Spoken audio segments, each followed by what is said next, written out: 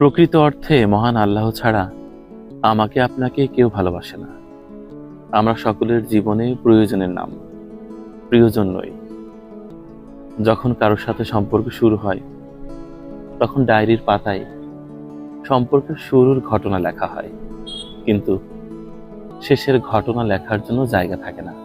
আমার মনে হয় সম্পর্কের শুরুর ঘটনা সুন্দর করে লিখে নিচে একটু ফাঁকা জায়গা রাখা প্রয়োজন, কারণ সম্পর্কের শেষটা লিখতে হবে। সম্পর্কের শেষ হবেই হবে। প্রেম ধীরে মুছে যায়, নক্ষত্রেরও একদিন মরে যেতে হয়। ভালোবাসা এক অদ্ভুত অনুভূতি, বলা যায় অস্থিরতার উপকরণও।